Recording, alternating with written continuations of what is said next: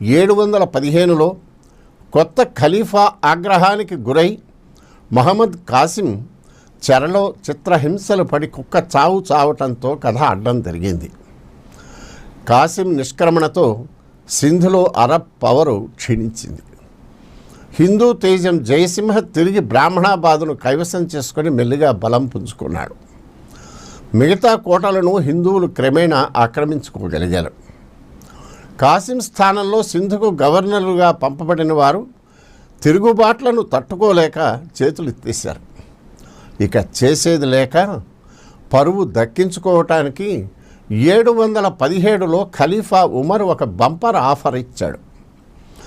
మీరు ఇస్లాం మతం స్వీకరించి మాకు సామంతులుగా ఉంటే చాలు, మీ జోలికి మేము రాము అన్నాడు.